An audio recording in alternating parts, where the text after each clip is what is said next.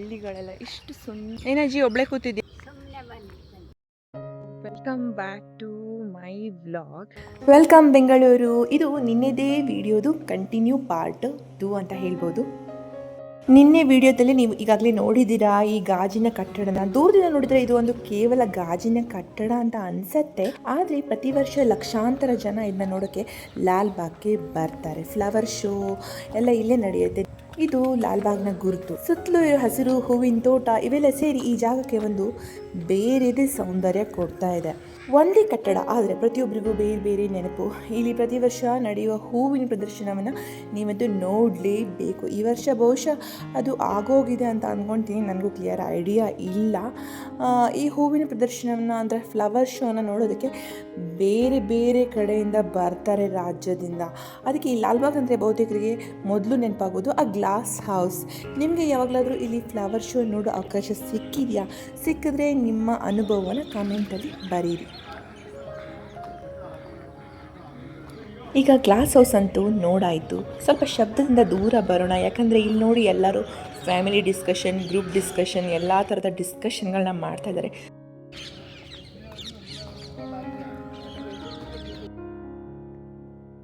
ಸುಮ್ಮನೆ ವಾಕ್ ಮಾಡ್ಕೊಂಡು ಹೋಗ್ತಾ ಇದ್ದೀನಿ. ಎಲ್ಲಿಗೆ ಹೋಗ್ತಿದ್ದೀನಿ ಗೊತ್ತಿಲ್ಲ. ಮೇ ಬಿ ಇದು ಲೇಕ್ ಸೈಡ್ ಕರ್ಕೊಂಡು ಹೋಗುತ್ತೆ ಅನ್ಸುತ್ತೆ.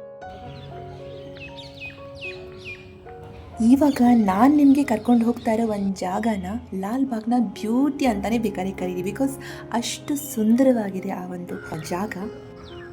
ಒಂದು ನಿಮಿಷ ಇಲ್ಲೊಂದು ಕಡೆ ನೋಡಿ. ಎಷ್ಟೋ ವರ್ಷಗಳ ನಂತರ ಈ ಒಂದು ಜಾಗಕ್ಕೆ ಬಂದಿದ್ದೀನಿ ಮತ್ತೆ ನಾನು. ಸೊ ಒಂದು ಫೋಟೋ ವಿಡಿಯೋ ಇಲ್ಲದೇ ಇದ್ರೆ ಏನು ಚೆನ್ನಾಗಿರುತ್ತೆ.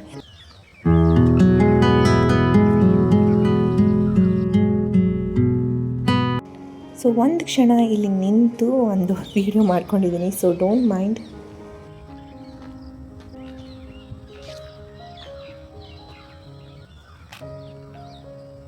ನೋಡಿ ಈ ಬಳ್ಳಿಗಳೆಲ್ಲ ಇಷ್ಟು ಸುಂದರವಾಗಿ ಅವ್ರು ಮಾಡಿದ್ದಾರೆ. ಯಾರು ಇದನ್ನೆಲ್ಲ ಮಾಡಿದಾರೋ ಗೊತ್ತಿಲ್ಲ, ಬಟ್ ನಿಜವಾಗ್ಲೂ ಅವ್ರ ವರ್ಕ್ ಏನಿದೆ ತುಂಬಾನೇ ಚೆನ್ನಾಗಿದೆ ಇಲ್ಲಿ. ಬಿಕಾಸ್ ಈ ತರ ಒಂದು ಗಾರ್ಡನಿಂಗ್ ಮಾಡೋದಿದೆಯಲ್ಲ, ಅದು ಒಂದು ಕಲೆ. ಹೌದಾ? ಈ ತರ ಗಾರ್ಡನಿಂಗ್ ಮಾಡೋದು ಕೂಡ ಒಂದು ಕಲೆ ಅಂತ ಹೇಳ್ತೀನಿ ನಾನು.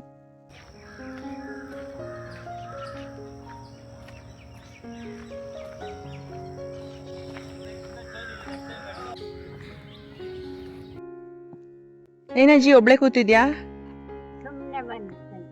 ದಿನ ಬರ್ತೀಯಾ ವಾಕಿಂಗ್? ಹೆಂಗೆ ಇದು ಲಾಲ್ಬಾಗ್ ಪಾರ್ಕ್ ತುಂಬಾ ದೊಡ್ಡದಿದೆ ಅಲ್ಲ? ತುಂಬಾ ದೊಡ್ಡದಿದೆ. ಇದೆಲ್ಲ ಮರ ಎಷ್ಟು ಹಳೇದಜ್ಜಿ ಗೊತ್ತಾ ನಿಮ್ಗೆ? ನೀವು ಚಿಕ್ಕವರಿರ್ಬೇಕಾದ್ರೆ ಇತ್ತಾ? ಹಂಗೆ ಬಂದು ಕುತ್ಕೊಂಡಿರ್ತೀರಾ.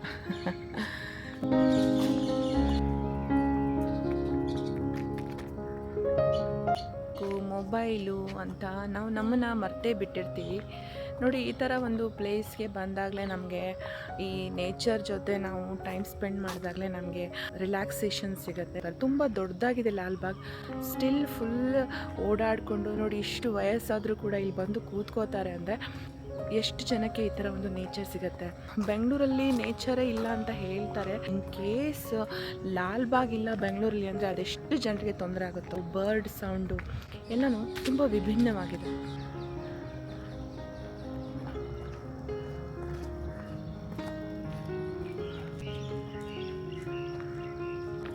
ನನಗಂತೂ ಒಂದು ಡೈಲಾಗ್ ನೆನಪಾಗ್ತಾ ಇದೆ. ಯಾರೋ ನನಗೆ ಹೇಳ್ತಾ ಇದ್ದಾರೆ, ಸ್ವಲ್ಪ ನಿಧಾನವಾಗಿ ಹೋಗು, ಸ್ವಲ್ಪ ಎಲ್ಲ ಕಡೆನೂ ಗಮನಿಸು ಅಂತ ಯಾರೋ ಕರೆದು ಹೇಳ್ತಾ ಇದ್ದಾರೆ ಅನ್ನೋ ಥರ ನನಗೆ ಫೀಲ್ ಆಗ್ತಾಯಿದೆ ಇಲ್ಲಿ ಒಂದು ನೇಚರ್ನ ನೋಡಿದ್ರೆ. ಬಿಕಾಸ್ ಫಾಸ್ಟಾಗಿ ಕ್ಯಾಪ್ಚರ್ ಮಾಡೋದಕ್ಕೆ ಆಗ್ತಿಲ್ಲ. ಬಿಕಾಸ್ ಒಂದೊಂದು ಪ್ಲೇಸ್ ಕೂಡ ಅಷ್ಟು ಚೆನ್ನಾಗಿದೆ. ಇಲ್ಲೇ ಇದ್ಬಿಡೋಣ ಏನೋ ಅಂತ ಅನ್ನಿಸ್ತಾ ಇದೆ.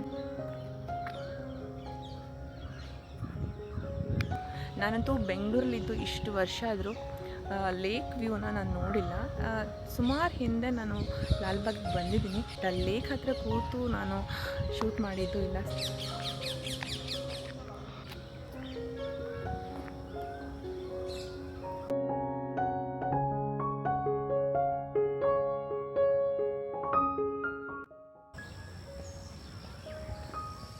ನೋಡಿ ಎಷ್ಟು ಜನ ವಾಕಿಂಗ್, ಜಾಗಿಂಗ್ ಅಂತ ಬಂದಿದ್ದಾರೆ. ಸೊ ಈಗ ನಾವು ಹೋಗ್ತಾ ಇದ್ದೀವಿ ಲೇಕ್ನ ನೋಡೋದಕ್ಕೆ. ಸೊ ಲೇಕ್ ವ್ಯೂ ಹೇಗಿರುತ್ತೆ ಅಂತ ನೋಡೋಣ, ಹೋಗೋಣ ಬನ್ನಿ.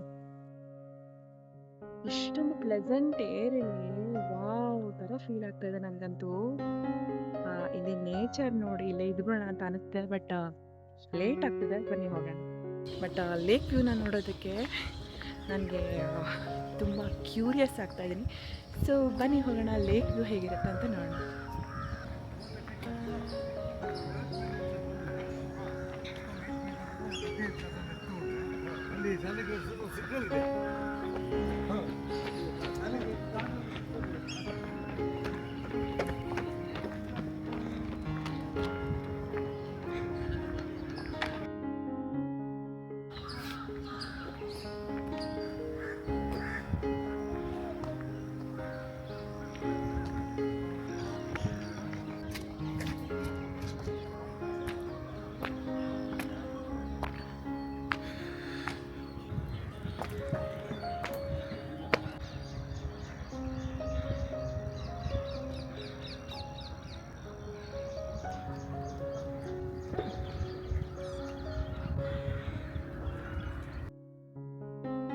ಈ ಸರೋವರದಲ್ಲಿ ಒಂದು ಜೀವಂತ ಪ್ರಪಂಚ ಇದೆ.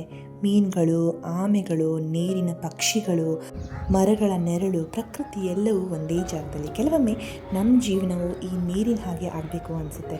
ಮೇಲೆ ಗಾಳಿ ಬಂದರೂ ಸ್ವಲ್ಪ ಹೊತ್ತಿನ ನಂತರ ಮತ್ತೆ ಶಾಂತವಾಗೋ ಥರ ನೀವು ಲಾಲ್ಬಾಗ್ಗೆ ಬಂದರೆ ಈ ಸರೋವರದ ಬಳಿ 5 ನಿಮಿಷ ಸುಮ್ಮನೆ ಕುಳಿತು ನೋಡಿ, ಬಹುಶಃ ನಿಮ್ಮ ದಿನವೇ ಬದಲಾಗ್ಬೋದು.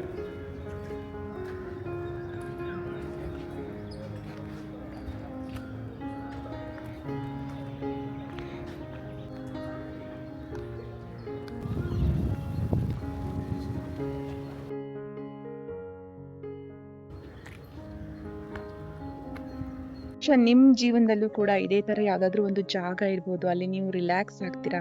ಕಮೆಂಟಲ್ಲಿ ತಿಳಿಸಿ ಆ ಥರ ಯಾವ ಜಾಗಕ್ಕೆ ನೀವು ಹೋಗ್ತೀರಾ ಅಂತ. ಸೊ ಮುಂದಿನ ವಿಡಿಯೋದಲ್ಲಿ ಸಿಗೋಣ.